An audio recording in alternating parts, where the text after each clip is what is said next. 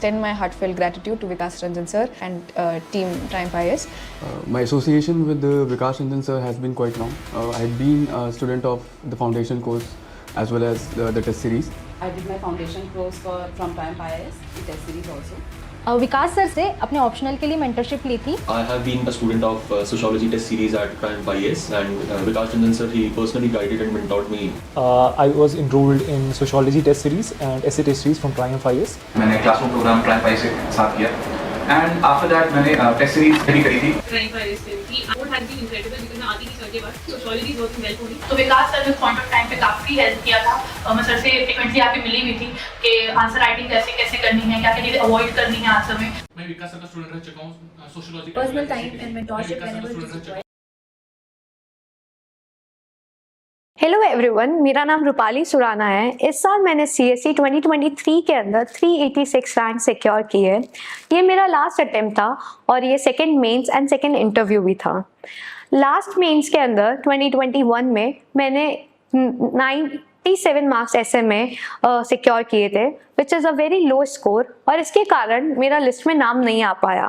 सो मैंने 6 साल तक अपनी जर्नी को जब ऑब्जर्व करा, देन आई रियलाइज कि ऐसे, optional and ethics, these three are the very important deciding factors in the UPSC preparation. इस 6 अटेम्प्ट की जर्नी में I realise 2 thing in my life. Firstly, आपका जो ऐसे होता है वो बहुत डिसाइडिंग फैक्टर होता है, और सेकेंडली हम ऐसे को ही सबसे ज़्यादा इग्नोर करते हैं क्योंकि हम GS आंसर राइटिंग के ऊपर इतने ज़्यादा फोकस हो जाते हैं. एंड आई अंडरस्टैंड टाइम भी बहुत कम होता है. 2-3 महीने के अंदर GS के 4 पेपर और ऑप्शनल के 2 पेपर कवर करना इज़ वेरी डिफिकल्ट. सो कहीं ना कहीं हमारा ऐसे बैक सीट ले लेता है और हम ये सोचते हैं कि जो इसके अंदर लिखेंगे वही तो ऐसे में लिखना है. समहाउ हम इसके अंदर ठीक है, जो हम इसमें लिखेंगे वही ऐसे में लिखना है, बट ऐसे को अप्रोच करने का तरीका बहुत अलग है. In my last attempt, I got 97 marks in essay, and in this attempt, I got 120 marks. So my journey of 23 marks is very different from what I did in 2021 attempt. इस बार सबसे पहले मैंने ऐसे को बहुत अच्छी तरीके से अप्रोच करने की कोशिश करी.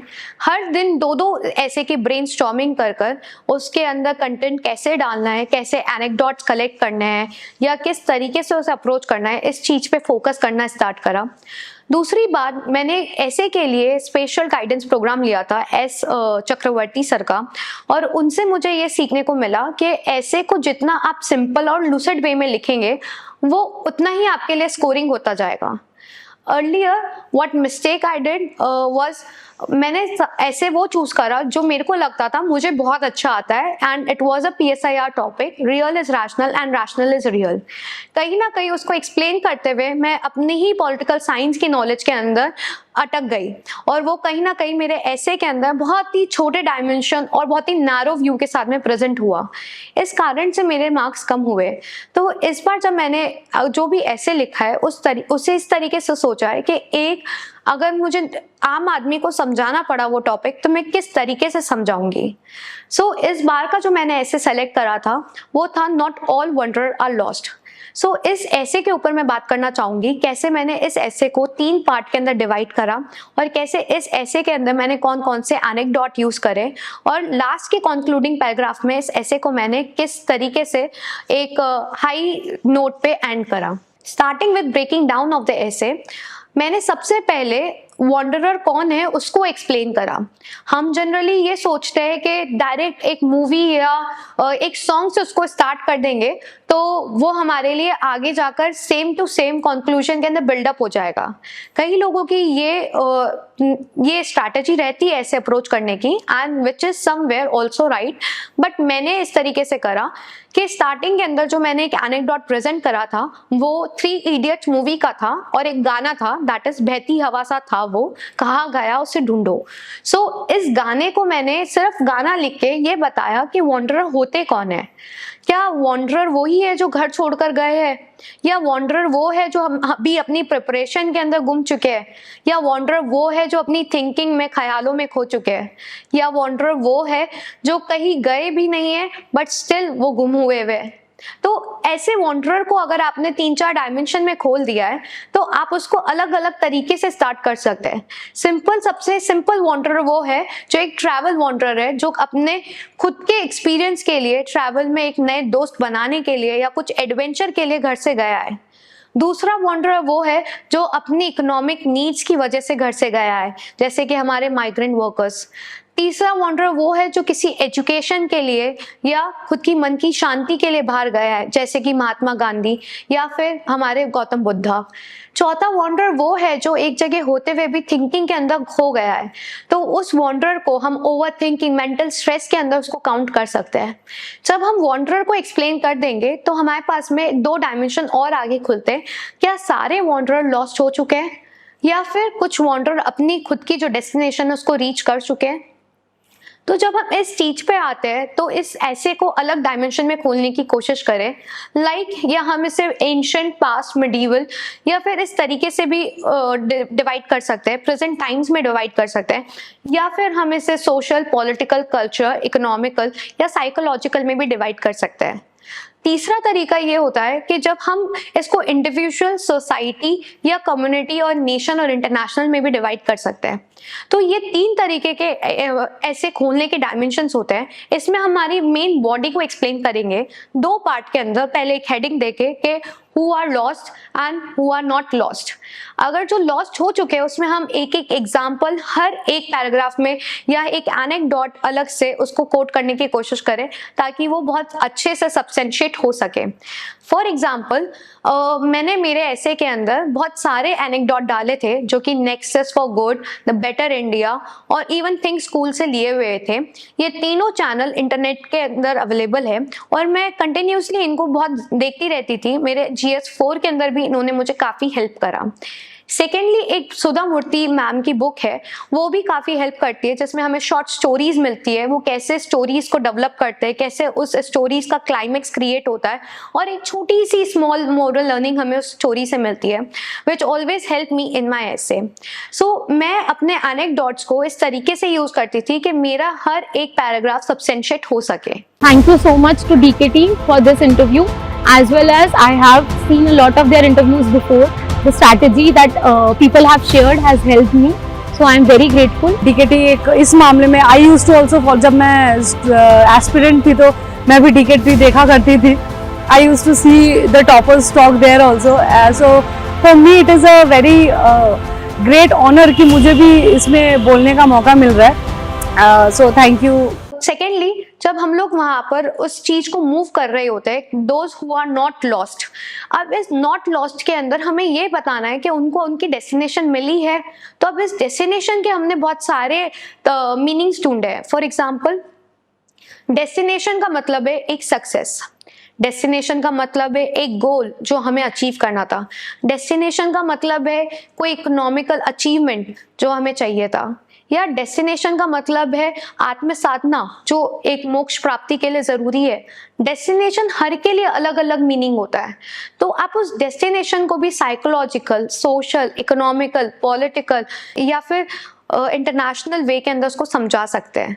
अब इस डेस्टिनेशन के अंदर जो आप लॉस्ट की जो बात कर रहे हैं उसमें आपको ये बताना है कि आपकी जो वैल्यूज है क्या वो लॉस्ट हो गई है, या आपका जो खुद का मोटिवेशन था क्या वो लॉस्ट हो गया है, या फिर आपका खुद का जो एस्पिरेशन था जो चीज करने के लिए वो खत्म हो चुका है। तो हम इस लॉस्ट की जो मीनिंग है उसको भी अलग अलग तरीके से एक्सप्लेन कर सकते हैं।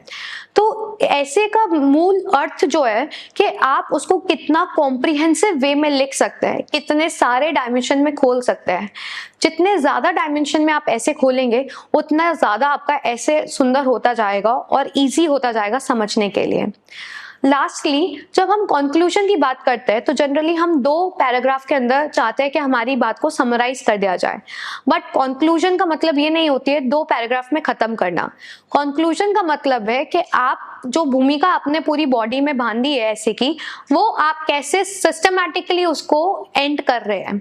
फॉर एग्जाम्पल, अगर मैंने इस ऐसे के अंदर 2 पार्ट खोले हैं, those who are lost and those who are not lost, तो जो लॉस्ट हुए हैं उनके लिए मैं ये बोलना चाहूंगी कि क्यों ये लॉस्ट हो गए और कैसे ये अपने गोल के ऊपर स्थिर रह सकते हैं। तो इस गोल को अटेंड करने के लिए क्या क्या ज़रूरी है ये मैं अपने कंक्लूजन में बात करना चाहूँगी।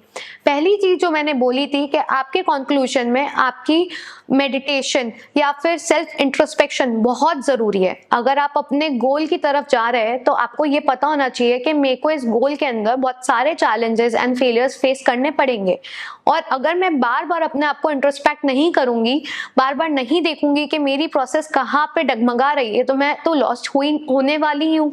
तो इस तरीके से मैंने उस ऐसे को एक पॉजिटिव नोट पे, एक हाई नोट पे एंड करने की कोशिश करी।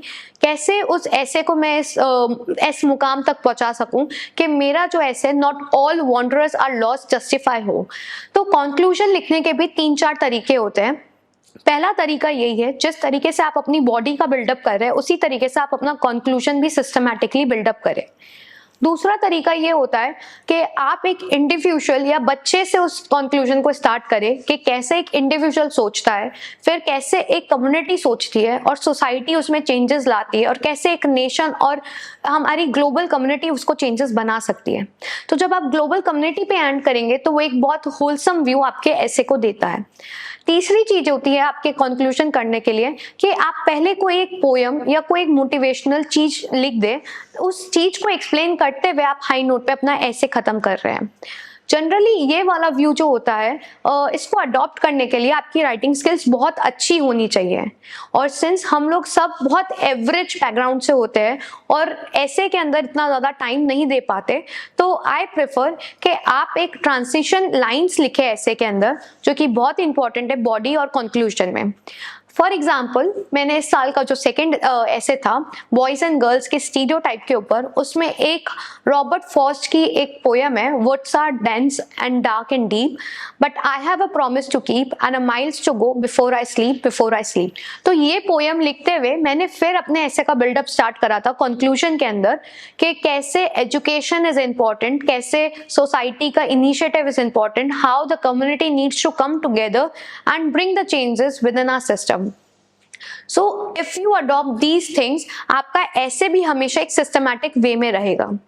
So more or less हमें ऐसे में 3 चीजों पे ध्यान देने की जरूरत है। पहला तो इंटरलिंकेजेस करने की, जितने भी जीएस सब्जेक्ट आपने पढ़े हैं उनकी नॉलेज को आपको ऐसे में यूज लेना है, उनको ही आपको उनके ही एनेक्डोट्स को, एग्जांपल्स को यहाँ पर यूज करके बार बार उनको अपने ऐसे में रिपीट करना है, अलग अलग तरीके से रिपीट करना है। फॉर एग्जाम्पल अगर आप एथिक्स के अंदर कोई ऐसी चीज पढ़ रहे हैं जो कि आपके ऐसे में भी यूज हो सकती है और GS2 में भी यूज हो सकती है, तो वो इंटरलिंकेजेस आपकी प्रिपरेशन में बहुत ज्यादा इंपॉर्टेंट है। अगर मैं बोलूं कि दुर्गा शक्ति नागपाल का एग्जाम्पल आप ऐसे में लिखते हैं, तो वही दुर्गा शक्ति नागपाल का एग्जाम्पल आप विमेन स्टीरियोटाइप हटाने में भी लिख सकते हैं। सेकेंडली, आपको ऐसे के लिए लिखने से ज्यादा ब्रेनस्टॉर्म करने की जरूरत है। जितना ज्यादा आप ब्रेनस्टॉर्मिंग करेंगे उतना ज्यादा आपका ऐसे रिफाइंड होता जाएगा, और ये खुद मैंने अपने लास्ट अटेम्प्ट में फील करा है। कहा 97 मार्क्स से मैं I score 120 marks, just because मैं रोज 2 ऐसे ब्रेनस्टॉर्म करती थी। ब्रेनस्टॉर्म के साथ जरूरी है कि आप अपने पीयर ग्रुप से डिस्कशन करें, क्योंकि कई बार क्या होता है आपको अपना व्यू लगता है कि ये एब्सोल्यूट व्यू है and this is the right view, but कोई ना कोई दोस्त आपका उसमें एडिशन ही करेगा। So I always have a good company. My husband is also an IPS officer. We used to discuss these topics, philosophical ऐसे के अंदर और क्या क्या डायमेंशन आप खोल सकते हो, तो कहीं ना कहीं वो आपकी ब्रॉड अंडरस्टैंडिंग क्रिएट करेगा और वो अंडरस्टैंडिंग आपके ऐसे में रिफ्लेक्ट होगी। And lastly and more important is you have to observe the newspaper and the writing skills of good authors. When you see these people, you will observe that एक transition face होता है हर के अंदर। आप जब पहला paragraph पढ़ रहे होंगे तो उसकी लास्ट लाइन ऐसी होगी कि आपको लगेगा नेक्स्ट पैराग्राफ में तो यही आने वाला है। ये राइटिंग स्किल्स अगर हम डेवलप कर जाते हैं तो हमारे ऐसे, ऑप्शनल और एथिक्स तीनों में ये बहुत हेल्प करेगा। और इन दी एंड ऐसे को इग्नोर करना इज नॉट ए सोल्यूशन, ऐसे पे वर्क करना is an opportunity in the UPSC। जब UPSC हर साल फिलोसफिकल ऐसे बढ़ा रहा है, तो now you have the opportunity to be more creative and present yourself as a best candidate. Thank you so much for watching this.